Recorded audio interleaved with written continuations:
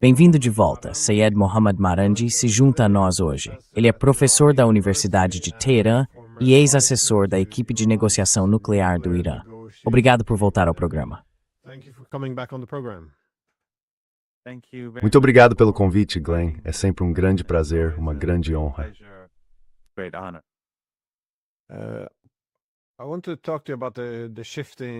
Quero falar com você sobre a mudança, ou a aparente mudança de estratégia dos Estados Unidos, e também sobre como o Irã pode responder a isso. Ou seja, os estadunidenses parecem bem, pelo menos reconhecer que muitos dos seus ataques militares não estão tendo o efeito que esperavam. E agora parecem estar mudando um pouco para o estrangulamento econômico. Isto é, buscando a vitória ao pressionar e enfraquecer o Irã gradualmente, na esperança de que problemas econômicos provoquem divisões, seja no sistema político, nas forças armadas ou na sociedade. Mas da sua perspectiva, qual é a estratégia dos Estados Unidos? E como você acha que o Irã pode responder a isso?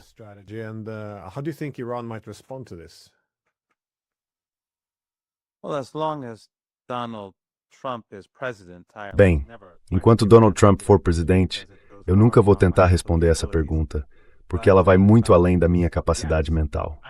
Mas, se eu tivesse que chutar, diria que são apenas tentativas às cegas. Eles adotam uma política numa semana e depois ficam impacientes com ela, ou acham que ela fracassou, e passam por uma política diferente. E foram assim os 6 meses inteiros, os 6 meses de guerra. Acho que, obviamente, os Estados Unidos nunca entenderam de verdade o Irã pós-revolução. Analistas americanos interpretaram mal o Irã. A compreensão que eles têm do Irã muitas vezes não é apenas problemática, mas também é influenciada por dinheiro, por necessidade. E por isso, os analistas que trabalham com o Irã em centros de pesquisa nos Estados Unidos, no governo, ou até em instituições acadêmicas bem financiadas e influentes, tem um incentivo para criar uma narrativa específica sobre o país.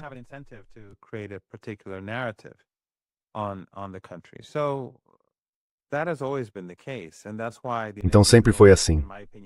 E é por isso que os Estados Unidos sempre, na minha opinião, calcularam mal o Irã. E há um livro muito bom sobre o qual eu falei uma vez no seu programa chamado Going to Tehran, de Flint e Hillary Leverett. Eles trabalharam na Casa Branca e escreveram esse livro depois que saíram de lá. Os dois eram acadêmicos, e é um livro muito bom. Mas eles foram duramente atacados pela esquerda e pela direita, por gente de think tanks, por elites próximas ao Estado. Basicamente tiveram que deixar o mundo dos think tanks, embora tivessem trabalhado na Casa Branca, porque foram marginalizados. Então a narrativa sobre o Irã é tão distorcida e tão absurda que eles nunca acertam. Quando Trump se tornou presidente, piorou ainda mais, porque até aqueles analistas que nunca entenderam muito bem o Irã também foram deixados de lado.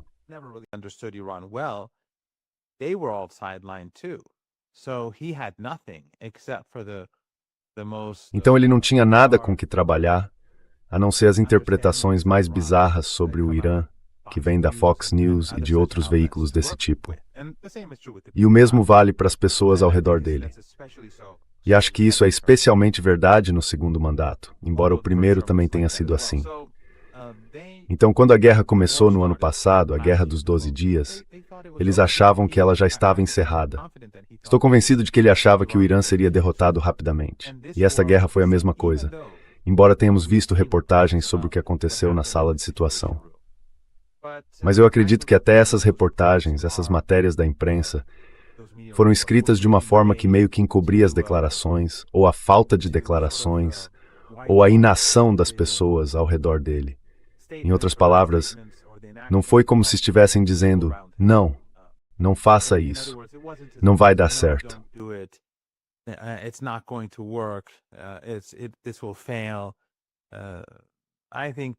Isso vai fracassar.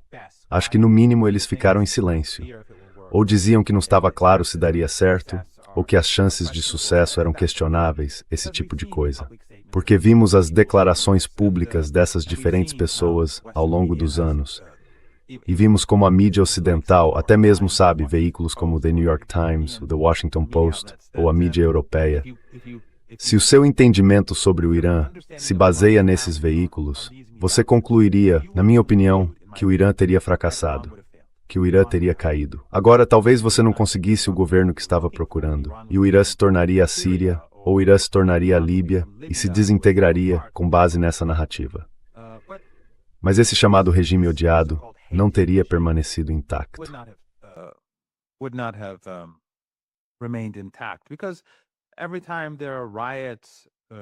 Porque toda vez que há tumultos, eles sempre são apoiados pelos governos ocidentais, ou financiados por eles, ou armados por eles.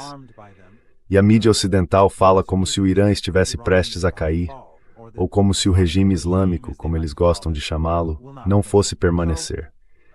Então, quando a grande mídia ocidental é assim, quando as elites nos Estados Unidos são assim, não acho que devamos esperar algo muito diferente da sala de situação ou do próprio Trump. Mas Trump seria o pior cenário, porque estaria preso às narrativas da Fox News, da Breitbart e do segmento realmente insano da elite política dos Estados Unidos. Então tenho certeza de que ele achava que o Irã fracassaria na guerra. Não acredito que nenhum deles pensasse que o Irã sobreviveria como uma república islâmica, muito menos que venceria a guerra, e menos ainda que sairia mais forte, que foi o que aconteceu. Which is what happened. So that's one aspect of this. Então esse é um aspecto disso. Depois eles tentaram de tudo. Tentaram sanções, tentaram usar o memorando de entendimento para enganar o Irã. O memorando é basicamente usado como uma ferramenta para assumir o controle do Estreito de Hormuz, sem lutar e para enganar o Irã em relação à implementação. E então, é claro, voltamos à guerra, e estamos onde estamos agora. Então acho que este é mais um ato de desespero. Eles tentaram de tudo, tentaram a guerra. Tentaram a guerra de cerco, que também fracassou, e levou ao memorando de entendimento. Tentaram enganar o Irã por meio do memorando. Reiniciaram a guerra, fizeram tudo o que podiam. E agora esta é uma nova política. Mas o problema aqui é que os iranianos já não estão mais com as mãos atadas. Estamos em guerra com os Estados Unidos. Não há cessar-fogo. We are at war with the United States. There is no ceasefire. And the countries that assisted the United E os países que ajudaram os Estados Unidos fazem parte dessa guerra, sejam os Emirados, o Kuwait, a Arábia Saudita, o regime israelense, a Jordânia, ou qualquer outro que tenha participado dessa guerra ou ajudado os Estados Unidos. Não estamos em paz com nenhum deles. Então agora a resposta iraniana vai ser diferente do que era há 15, 20 anos, quando os Estados Unidos começaram a campanha de pressão máxima. Quer dizer, os Estados Unidos começaram a impor sanções contra o Irã praticamente desde o início da Revolução. Mas foi Obama quem iniciou as sanções de pressão máxima. E naquela época, a política do Irã era sobreviver, encontrar uma forma de reduzir o impacto dessas sanções. E elas eram bastante severas. Aos poucos, é claro, o Irã começou a aprender a lidar com as sanções.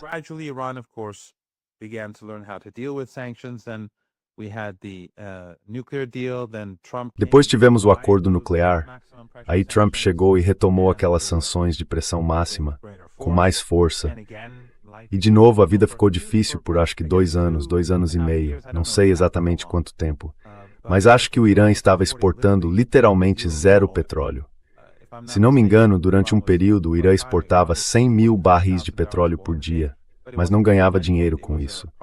Era parte de um compromisso anterior com a China. Empresas chinesas tinham participado do desenvolvimento do petróleo iraniano, e esse era o lucro delas. Elas ficavam com o petróleo. Então o Irã não estava ganhando dinheiro. Por isso, o Irã sempre tentava encontrar uma forma de enfraquecer o regime de sanções, de conseguir respirar, porque esse regime de sanções sempre atingia as pessoas comuns.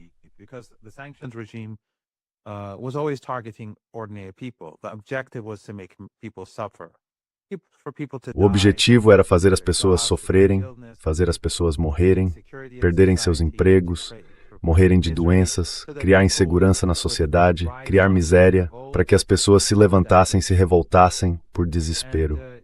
E mesmo durante essa guerra, no primeiro cerco, depois dos 40 dias de combates, vimos autoridades dos Estados Unidos, vimos senadores, por exemplo, irem a programas de domingo de manhã e dizerem que os iranianos estavam passando fome. Sabe, eles comemoravam isso, felizes porque as pessoas não tinham comida. O que, é claro, era absurdo. Mas o importante era o sentimento. Era o que eles queriam que acontecesse, ou o que diziam que estava acontecendo. E ninguém nesses programas de debate matinais dizia que aquilo era um crime de guerra. Nem mesmo o público. Muitos ficavam bastante satisfeitos ao ouvir esse tipo de notícia. Não a maioria dos americanos, tenho certeza. Mas de qualquer forma, eles têm uma audiência.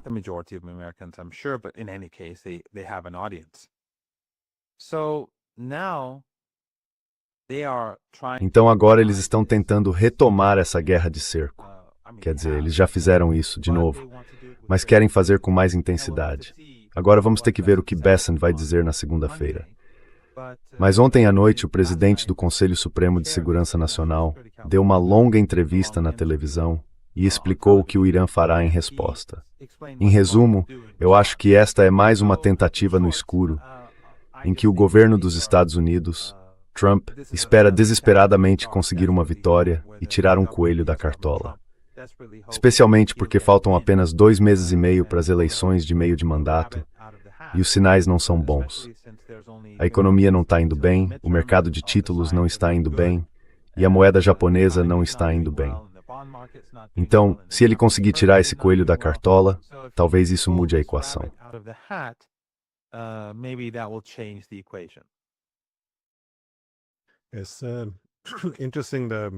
É interessante. Bom, o ponto central que você levantou é que eles aparentemente acreditam no que dizem e não têm entendimento nenhum sobre o Irã. Quer dizer, nem sempre foi assim. Acho que depois da Guerra Fria, isso se intensificou, pelo menos em parte, porque, bom, ser uma potência hegemônica tem seus custos. Primeiro, uma potência hegemônica precisa entender o mundo. Ela é toda poderosa. E também, muitas vezes, isso alimenta ilusões de superioridade, porque, sabe, raiz se você dominante, essa é a razão por força. Todo mundo é inferior.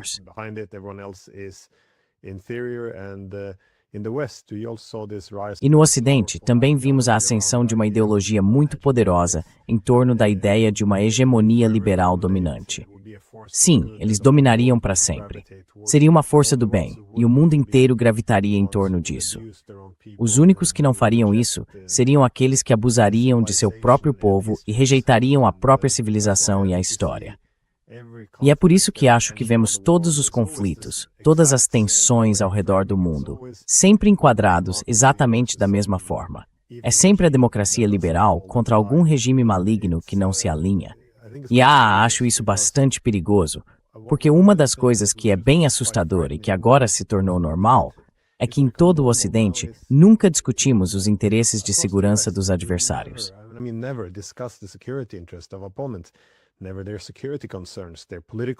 Nunca as preocupações de segurança deles, os sistemas políticos deles, a forma como a sociedade deles funciona. Quer dizer, tudo isso é deixado de lado em favor desses slogans ideológicos vazios, nos quais as nossas motivações são sempre altruístas. Estamos sempre ajudando outras pessoas. Nossos incentivos, apenas direitos humanos e democracia. E nossos adversários são sempre, sabe, maus, mas também irremediavelmente atrasados. E, se tivermos vontade de pressioná-los com força suficiente, eles vão cair. E claro, o povo deles vai nos receber de braços abertos e com flores. E mais uma vez, não há mais nenhuma discussão sobre rivalidade entre grandes potências. Quer dizer, esse era o ponto de partida da segurança internacional. Como os estados competem por segurança? Nunca é assunto.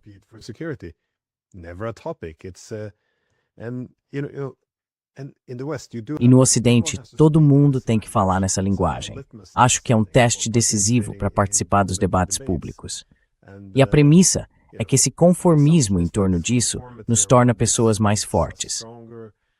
Meu argumento é que isso é bastante perigoso. É ilusório. Sabe, você deixa de ver o mundo como ele é. E se você quiser entender como nós estragamos tudo tão profundamente com a China, a Rússia, o Irã e, bem, outros adversários da potência hegemônica também, você não consegue realmente lidar com isso sem reconhecer por que já não consegue interpretar seus oponentes. Quer dizer, acho que esse é um dos principais problemas que temos. Aliás, isso também impede uma correção de rumo. Mas eu queria perguntar sobre uma coisa que você disse.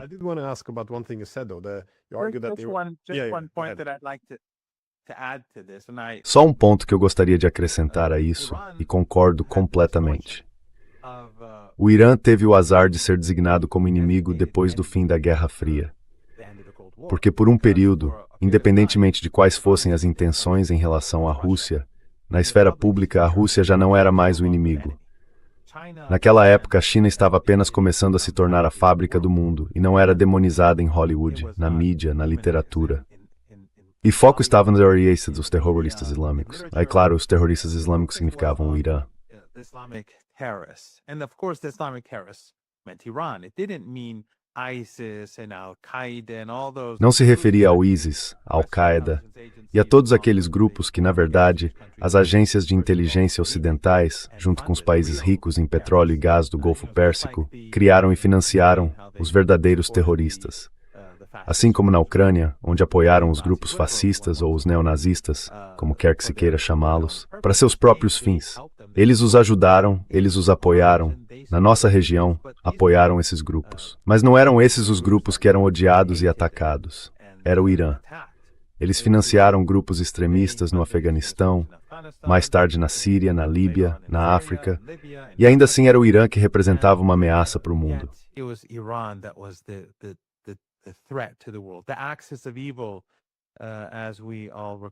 O eixo do mal, como todos nós lembramos, surgiu depois do 11 de setembro, quando a Al-Qaeda, que era um grupo ligado aos Estados Unidos, vivia sob a primeira geração do Talibã, diferente da atual. Mas que, mais uma vez, os Estados Unidos, a inteligência paquistanesa e países do Golfo Pérsico levaram ao poder. Disseram-nos que o 11 de setembro foi realizado por eles. É claro que hoje em dia está se tornando cada vez mais aceita a visão de que não foram só eles. Que também havia pessoas em agências de inteligência ocidentais, provavelmente envolvidas, ou na inteligência israelense, segundo o documentário de Tucker Carlson. É isso que cada vez mais parece ter acontecido.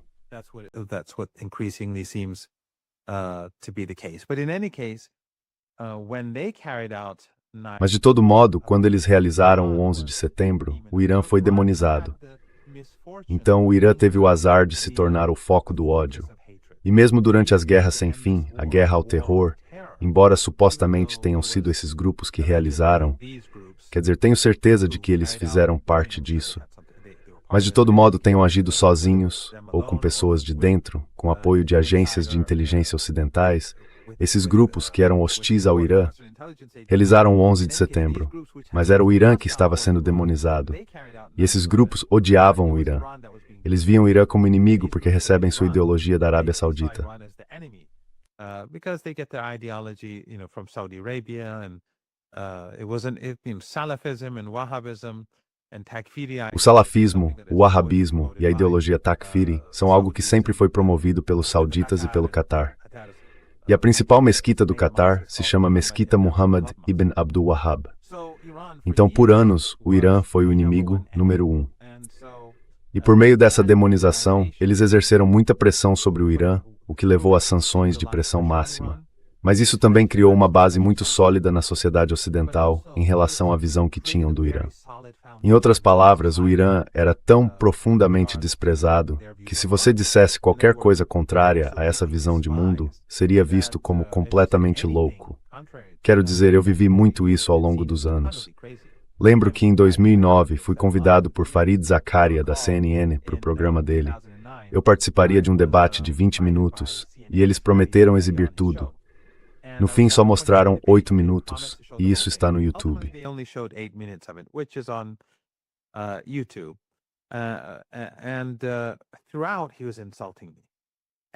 E o tempo todo, ele estava me insultando. E no fim, já perto do encerramento, ele disse algo como, "Você não tem vergonha." Não me lembro exatamente do que ele disse, mas algo no sentido de que eu seria lembrado como porta-voz de um regime em decadência. E quando me convidaram, era para ser tipo uma discussão sobre a situação. Mas ele passou o tempo todo me insultando e atacando o Irã, como eles fazem. E como fazem hoje, quando você vê autoridades israelenses aparecendo na mídia ocidental, elas são tratadas com muito respeito. Mas se eu apareço, sou atacado como se eu fosse, tipo, a fonte de um grande mal nesse planeta. Então isso começou, é claro, depois da Revolução, mas durante o período pós-Guerra Fria, foi basicamente o Irã que foi demonizado. A profundidade desse ódio, dessa hostilidade e dessa animosidade e o poder dessa narrativa são bastante eficazes. The power of this narrative is quite effective.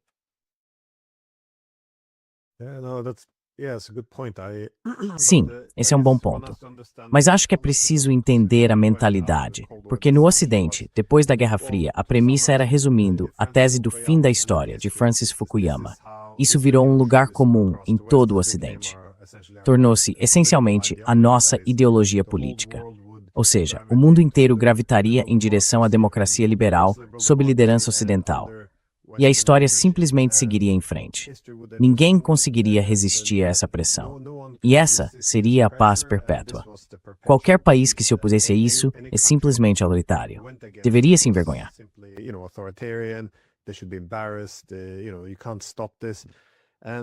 Não dá para impedir isso. E foi assim. Não se falava em política entre grandes potências, mas foi assim que se constrói uma hegemonia. Não. E se legitima uma hegemonia. Era assim que o mundo estava se transformando. E realmente não havia espaço intelectual para questionar isso. Mas o ponto que você levantou sobre a capacidade do Irã de se encaixar em duas categorias aqui foi interessante. Porque depois da Guerra Fria, passamos por duas fases. Primeiro, logo após a Guerra Fria, os principais alvos eram todas essas guerras sem fim, esses estados e países pequenos e médios. Sabe, o raciocínio era sempre o mesmo.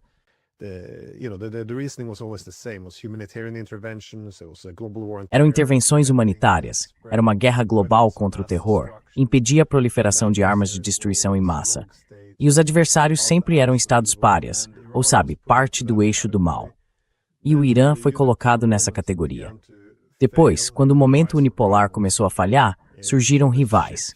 Houve essa mudança, sabe, de volta à disputa entre grandes potências. E aí, claro, China e Rússia entraram nessa categoria. Mas, mais uma vez, o Irã também passou a fazer parte disso, por algum motivo. Porque, sabe, é um estado bastante poderoso no extremo sul do supercontinente eurasiático. E também, à medida que Rússia e China buscam essa Eurásia maior, o Irã está se tornando essencialmente a terceira perna sobre a qual essa Eurásia maior se sustenta. Então, de repente...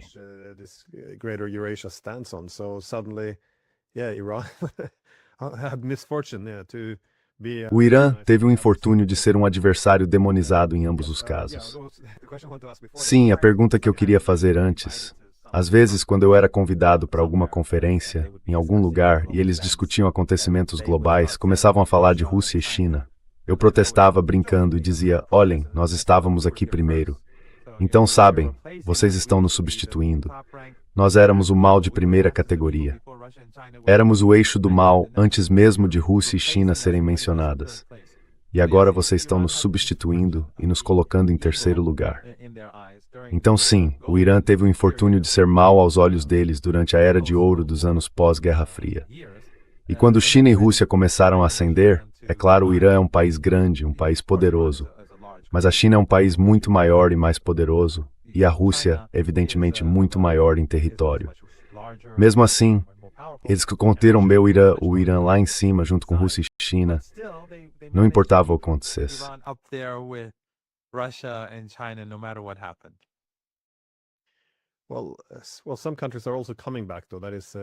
Bem, alguns países também estão voltando, no entanto. Quer dizer, os países latino-americanos. Bom, se você está no quintal do hegemon dos Estados Unidos, historicamente vai haver muitas intervenções militares e tudo mais. Mas durante todas essas décadas de guerras no Oriente Médio, os latino-americanos tiveram uma pequena pausa de estar no foco dos Estados Unidos. Com certeza, durante a Guerra Fria, havia preocupação de que a União Soviética, sabe, pudesse ter uma influência crescente. E em todas as guerras no Oriente Médio, houve um foco maior na China, na Rússia e no Irã.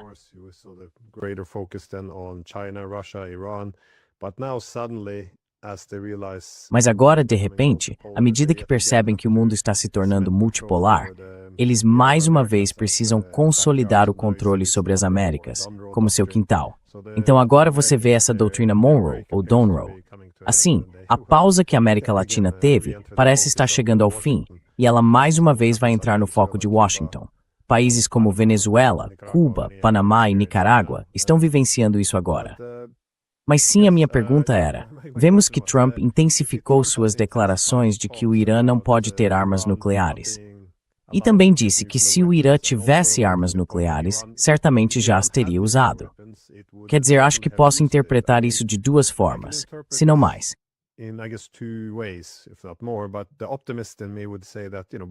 Mas o otimista em mim diria que, ao alegar que esta guerra era para impedir a proliferação de armas nucleares, ele pode declarar vitória e voltar para casa. Quer dizer, é uma boa saída. Já o pessimista em mim ficaria um pouco mais preocupado, argumentando que ele está preparando o terreno para o possível uso de armas nucleares táticas. Quer dizer, aparentemente tem havido muita conversa em Washington sobre isso, sobre se esse deveria ser um passo a mais na escalada. E, de qualquer forma, esse tipo de comentário pode ajudar a legitimar ou normalizar isso. Eu só queria saber, como você avalia isso? Bem, eu diria que até agora, os rumores de que eles estão discutindo em Washington o uso de armas nucleares contra o Irã.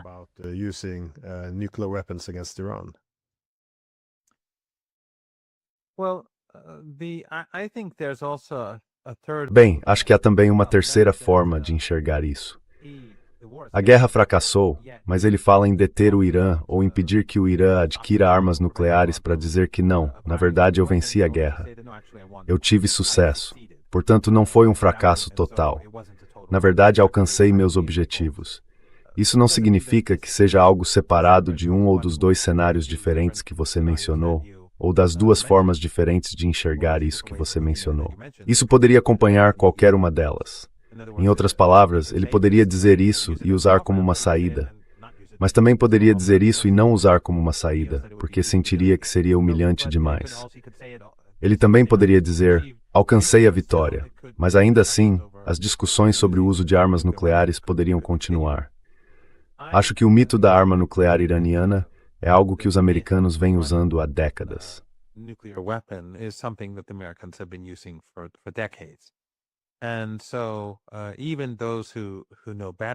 E então até mesmo aqueles que sabem disso, muitas vezes, quando você os ouve falar, falam como se realmente tivesse existido um programa de armas nucleares, embora saibam que não. Eles não querem dizer dessa forma, mas isso está tão profundamente enraizado na narrativa sobre o Irã, que às vezes as pessoas parecem reconhecer inconscientemente que ele de fato existiu. A realidade é que nunca houve um programa de armas nucleares. O governo americano e as agências de inteligência dos Estados Unidos admitem que depois de 2003, o Irã parou de trabalhar para obter uma arma nuclear. Mas a realidade é que o Irã nunca esteve produzindo uma arma nuclear antes de 2003. E há alguns bons livros sobre isso. Quero dizer, Going to Tehran foi um bom livro que mencionei antes.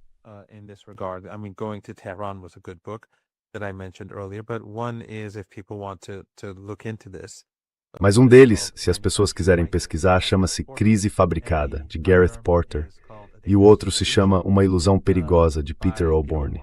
Ambos são bons livros.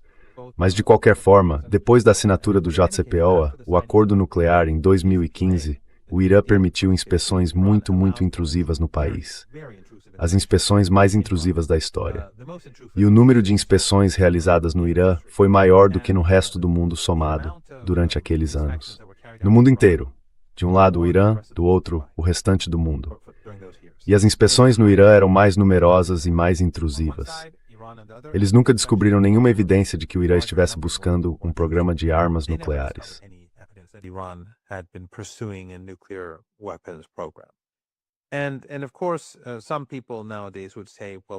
E claro, hoje em dia algumas pessoas diriam: bem, por que o Irã produziu urânio enriquecido a 60%? Isso remonta ao JCPOA. Quando Trump rasgou o JCPOA, as sanções foram renovadas, e o Irã continuou cumprindo sua parte do acordo por 2 anos, só para pressionar os europeus a voltarem à mesa. Eles não voltaram. Depois disso, o Irã reativou o programa e, gradualmente, como ainda via que o Ocidente não avançava para cumprir sua parte do acordo, passou a enriquecer urânio em níveis mais altos, chegando por fim a 60%, o que é legal, para pressionar o Ocidente e ganhar poder de barganha de modo que voltasse à mesa de negociações. Mas, de qualquer forma, não posso dizer com certeza o que vai acontecer no futuro. I can't say for certain what will happen in the future. I think that if any Acho que, se qualquer entidade, seja os Estados Unidos ou o regime israelense, considerar seriamente usar até mesmo uma arma nuclear tática, isso certamente levará muitos países a desenvolver armas nucleares. Acho que isso mudaria completamente o jogo. E para ser bem direto, isso incluiria o Irã. Na verdade, ontem à noite, naquela longa entrevista, que acho que seus espectadores deveriam assistir, o presidente do Conselho Supremo de Segurança Nacional, que hoje é uma pessoa muito importante no Irã, disse que o comportamento dos Estados Unidos em relação ao Irã criou no mundo todo um incentivo para que os países desenvolvam armas nucleares. E acho que isso implica que entre os especialistas iranianos, esse incentivo também foi criado.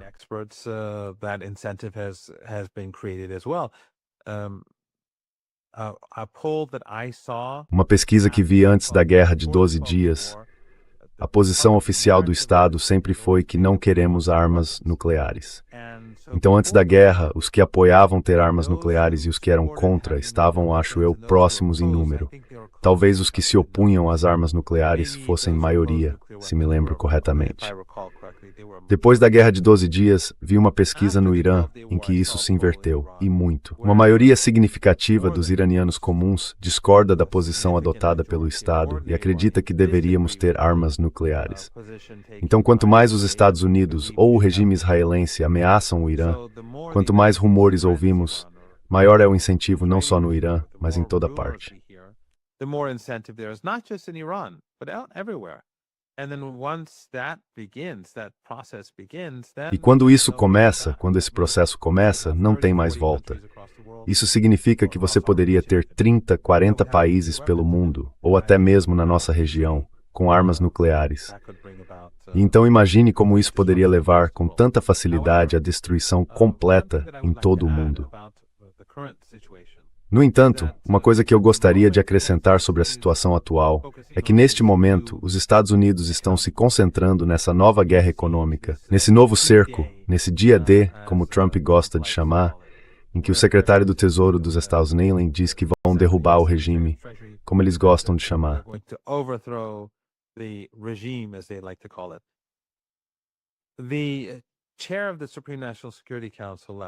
O presidente do Conselho Supremo de Segurança Nacional, na noite passada, o Major-General Mohsen Rezaei, disse com muita clareza que o Irã não vai permitir que eles tenham sucesso e que qualquer país desta região que coopere com os Estados Unidos para impor este cerco ao povo iraniano enfrentará uma reação dura do Irã. Basicamente, ele disse: usaremos nossas capacidades militares. E afirmou que se o Irã não tiver permissão para exportar petróleo, ninguém vai exportar petróleo, nem um único barril. E ele disse que isso não se refere apenas ao Estreito de Hormuz. Se o petróleo for exportado abertamente por oleodutos, esses oleodutos serão destruídos, ou a infraestrutura desses oleodutos será destruída.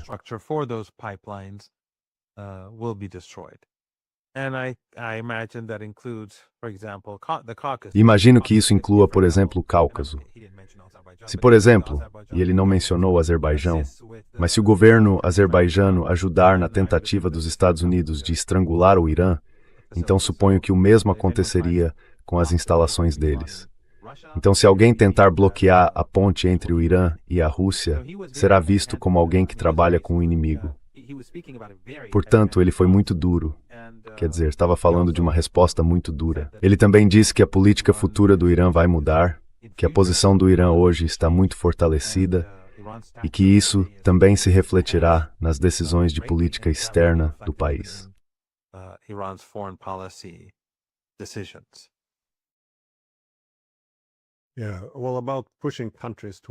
É bem, sobre empurrar países na direção das armas nucleares, acho que sempre houve, uma crítica comum era que já existia um sistema de incentivos perigoso, ou seja, países como Coreia do Norte ou Paquistão, que tinham programas nucleares secretos, hoje estão seguros porque têm armas nucleares.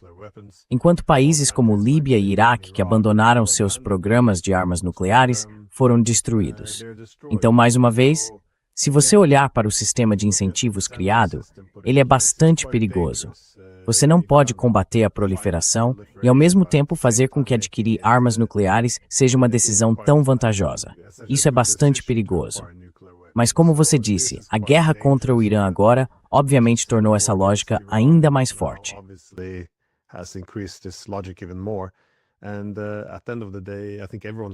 E no fim das contas, acho que todo mundo perde. O objetivo deveria ser acabar com as armas nucleares, não espalhá-las. Então, é bastante insensato bombardear um país para que ele não adquira um meio de dissuasão. Quero dizer, dá para explicar a uma criança porque essa é uma ideia horrível. Mas, se os Estados Unidos agora decidirem partir para a opção econômica, como você disse, um bloqueio, e isso é essencialmente um ato de guerra, que cartas os iranianos têm para jogar? Quero dizer, eu sei que eles têm cartas para jogar. Eles podem aumentar o custo da guerra para os Estados Unidos, tanto em termos militares quanto por meio de pressão econômica. Mas o que você acha que o Irã pode estar disposto a fazer nesse caso, subindo a escala da escalada?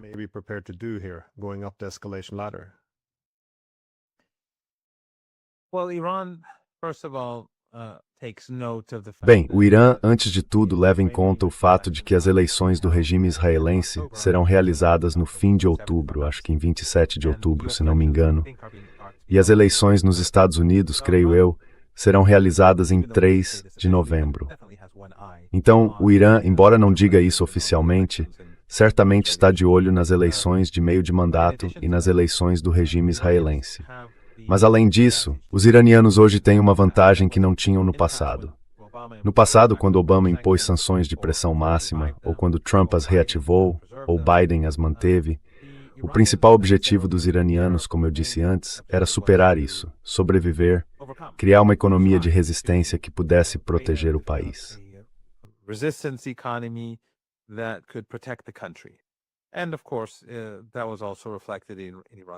E é claro, isso também se refletiu na política externa do Irã, melhorar os laços com a China, com a Rússia, com os países do sul global, entrar no BRICS. O Dr. Raisi, quando era presidente, fez o Irã ingressar tanto no BRICS quanto na Organização de Cooperação de Xangai. Então esses foram, em parte, os resultados do regime de sanções. Parte disso foi, eu acho, uma tendência geral do Irã de se proteger do Ocidente. Mas as sanções de pressão máxima certamente criaram um incentivo maior. Especialmente porque, Glenn, você sabe, e já esteve no Irã, então sabe disso, havia um segmento significativo das elites iranianas, os liberais, que sempre, apesar de tudo que o Ocidente havia feito ao Irã, queria melhores relações com o Ocidente. Agora, ironicamente, depois dessa guerra, isso mudou e esses números caíram. That has changed, and those numbers have fallen. And I have anecdotal evidence of this, not just my students. E tenho evidências anedóticas disso. Não são só os meus alunos, mas também colegas meus que sempre foram muito pró-Ocidente e muito críticos do Irã, pelo menos os que eu conheço. E eu sei que isso é anedótico, mas as opiniões deles mudaram drasticamente. E ia a mais esse debate no Irã sobre melhorar os laços com a Rússia e a China. Antes, havia um debate entre as elites. Devemos nos aproximar mais deles ou devemos manter certa distância, na esperança de melhorar as relações com o Ocidente?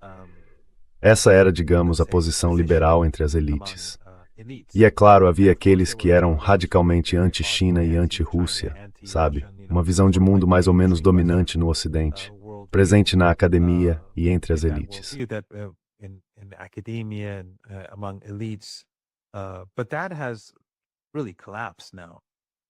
Mas essa posição realmente desmoronou agora. Então isso é algo para o qual os americanos e Netanyahu contribuíram. O debate foi vencido por quem diz, vamos entrar no BRICS e desenvolver laços com a Rússia e a China, graças a Trump e Netanyahu.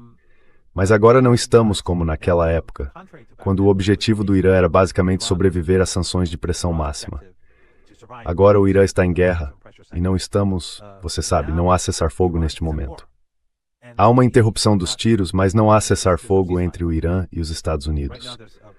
O memorando de entendimento foi rasgado, anulado por Trump. Então o Irã e os Estados Unidos estão travando uma guerra contra o país.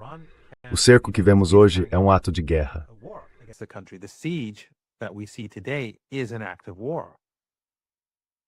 So Iran's hands are not tied.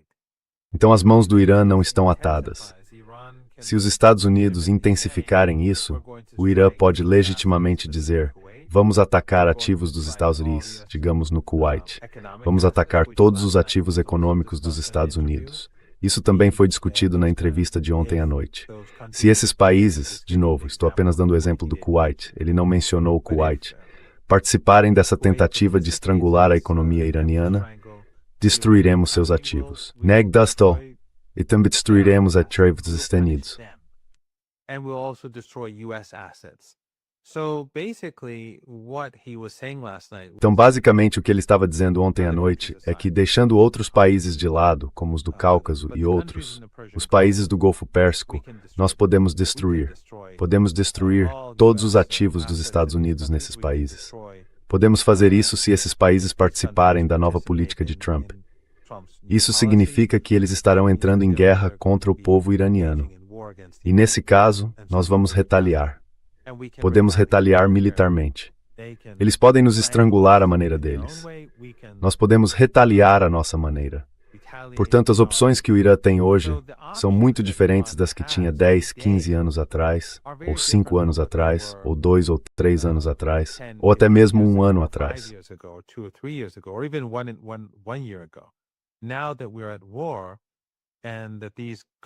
Agora que estamos em guerra, e esses países estão participando da guerra, hospedando bases dos Estados Unidos, fornecendo assistência financeira às forças americanas nessas bases. Neste momento, forças dos Estados Unidos estão baseadas no Kuwait, nos Emirados, na Arábia Saudita, no Catar, no Bahrein e em Omã. Mesmo que as bases tenham sido destruídas, eles muitas vezes estão ficando em hotéis, ou ocuparam prédios, ou espalharam seus equipamentos por diferentes lugares. Eles estão preparados para uma guerra contra o Irã. As tropas que os Estados Unidos levaram para a região não foram embora. Estão todas posicionadas e preparadas para um ataque contra o país.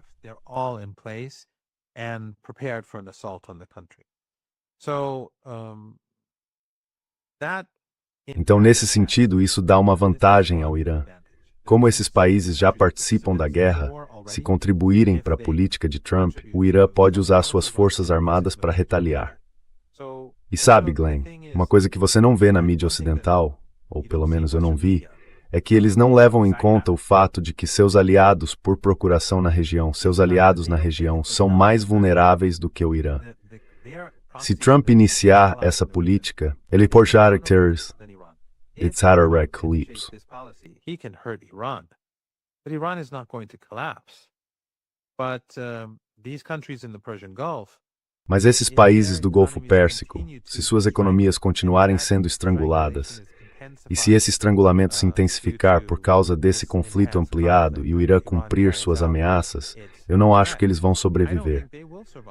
Assim como durante a guerra, eu disse no seu programa em várias ocasiões, e o governo iraniano também disse, que se os Estados Unidos e o regime israelense destruírem a infraestrutura do Irã, o Irã fará o mesmo. Portanto, essa é a política que será seguida agora.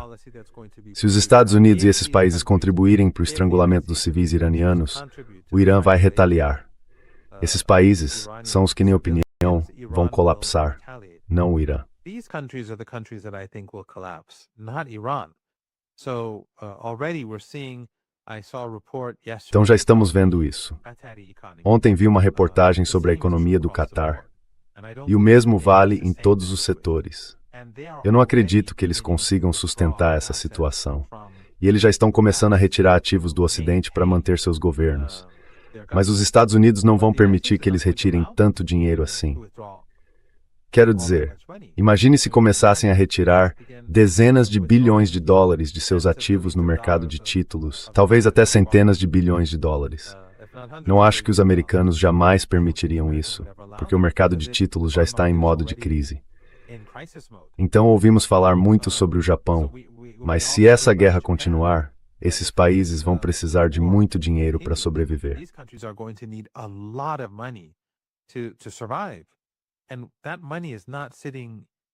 E esse dinheiro não está guardado, sabe, em moedas de ouro, nos porões desses, sabe, sheiks, como a gente vê em filmes orientalistas. Esse dinheiro está no mercado de ações dos Estados Unidos, no mercado de títulos e nos bancos americanos, e teria de ser retirado. E como eu disse, não acredito que os americanos vão deixar isso acontecer.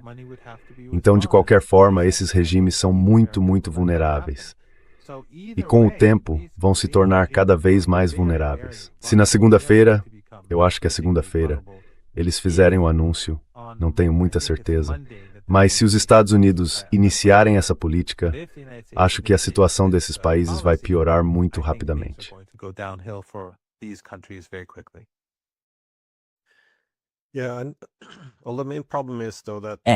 Mas o principal problema é que todos esses estados do Golfo, agora que suas economias não estão indo tão bem, como você disse, precisam fortalecer suas economias internas. Mas como fazer isso? Porque se começarem a retirar seus investimentos dos Estados Unidos, vão destruir os mercados de títulos de lá. E de fato, quando os Estados Unidos, ou Scott Bessent, anunciaram esse swap cambial com os Emirados Árabes Unidos, assim como com alguns outros países da região, isso foi apresentado como um resgate ou uma ajuda a eles. Mas, na realidade, eles estão defendendo os mercados de títulos internos, porque não querem que esses países vendam seus ativos americanos.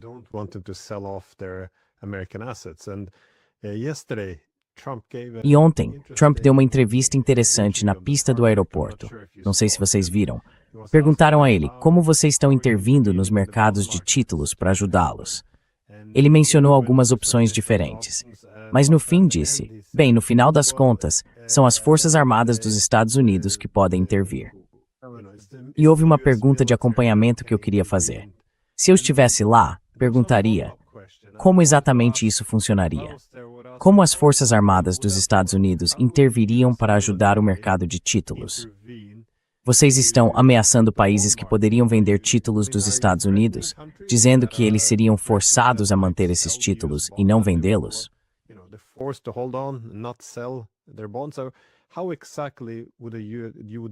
Como exatamente os militares dos Estados Unidos seriam usados para isso? Sabe, quando o Talibã voltou ao poder no Afeganistão, eu me lembro de ter circulado na internet algum meme sobre o ministro da Economia, ou algo assim, sentado com um AK-47 sobre a mesa. E a piada era que ele estava defendendo a moeda com... Bom, isso deveria mostrar como aquilo era simplista ou atrasado nesse sentido. Mas é essencialmente isso que o Trump está defendendo, não é? Quer dizer, como... Eu não sei. Como você avaliou essa declaração? Se chegou a vê-la? Porque eu achei isso fascinante. Pelo menos essa parte não era para ser dita em voz alta.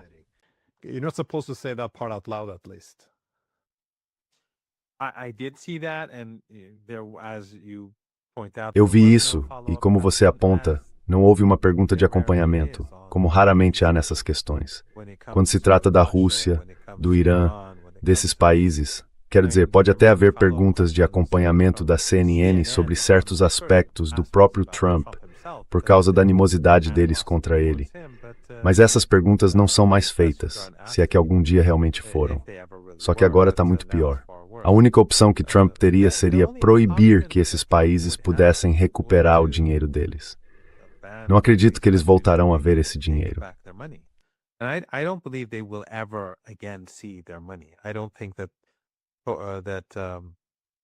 Não acho que o Japão ou os países do Golfo Pérsico algum dia conseguirão retirar seu dinheiro do mercado de títulos. Haverá uma crise e o valor dos ativos deles eles acabarão perdendo esses ativos, trilhões de dólares. Mas é isso que vai acontecer. Não há a menor possibilidade de Trump ou dos Estados Unidos permitirem que os Emirados recebam, digamos... Quero dizer, os danos causados às economias deles no Golfo Pérsico chegam a centenas de bilhões de dólares, no mínimo se não a trilhões. Você provavelmente já esteve em alguns desses países. Eles gastam enormes quantias de dinheiro e dependem desses gastos para manter esse modo de vida.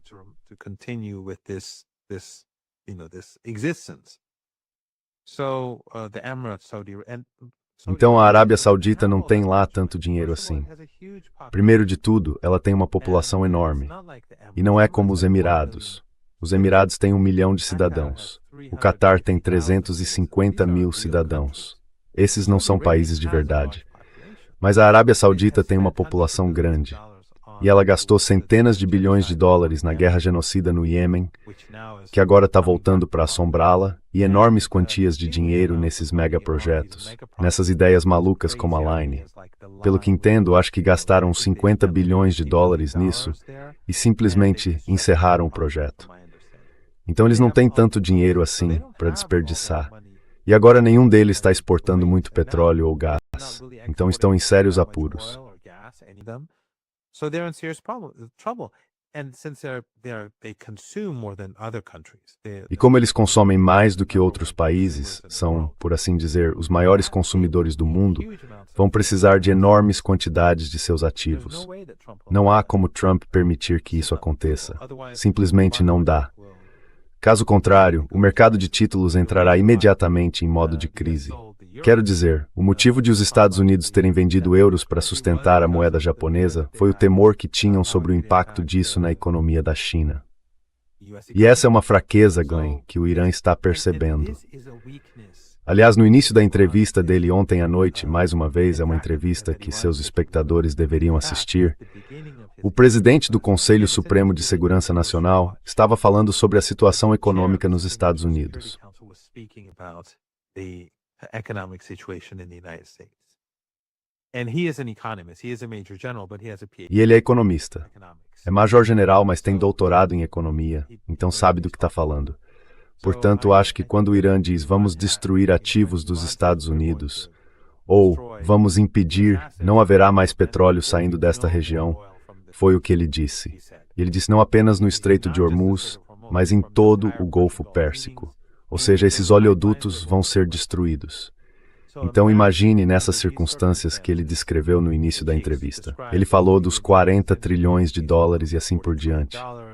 Está claro que ele tem em mente. Ele quer quebrar a economia dos Estados Unidos. E ele pode fazer isso, ou os iranianos podem fazer isso. Então a situação desses países do Golfo Pérsico, ligados aos Estados Unidos, é muito ruim.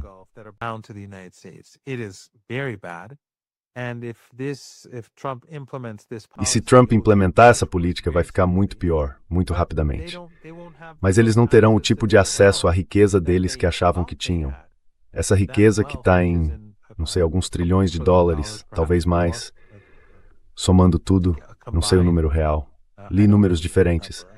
Mas esse dinheiro não vai voltar para o Bahrein, ou para... O Bahrein não tem tanto dinheiro assim, mas para os Emirados, ou para o Catar, ou para a Arábia Saudita, ou para o Kuwait. Uma parte pode até voltar, mas a maior parte do dinheiro não vai. E esses países, enquanto isso, estarão em crise. Então acho que se os Estados Unidos pressionarem por essa política, depois de algum tempo, isso pode levar ao colapso desses países.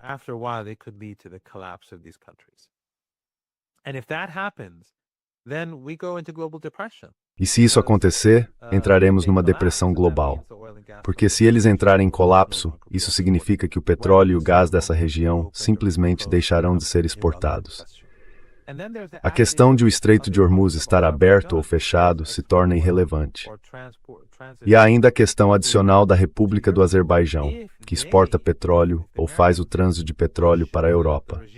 Se os americanos pressionarem o regime em Baku a interromper isso, para impedir que Rússia e Irã negociem ou façam negócios, então o Irã, com base nessa política que o general Reza explicou ontem à noite, destruirá as exportações de petróleo deles, que vão principalmente para o regime israelense, porque eles estarão participando de uma guerra contra o Irã. Então, será preciso acrescentar mais 1 milhão de barris de petróleo. Será preciso acrescentar o petróleo que os sauditas estão tentando exportar pelo Mar Vermelho.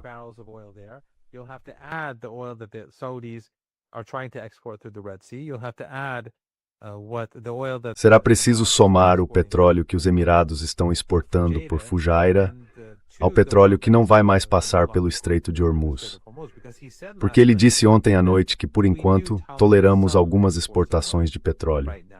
Eles têm muitos acordos com esses países do Golfo Pérsico. Mas ele disse que, se isso acontecer, não haverá petróleo nenhum. Então imagine, você teria mais de 20 milhões de barris por dia saindo do mercado de uma hora para outra.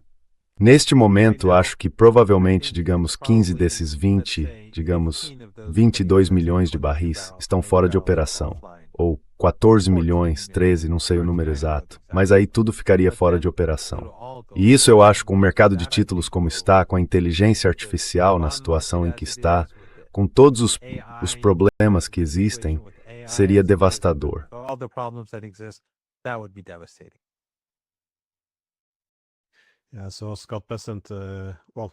Então, Scott Bessent.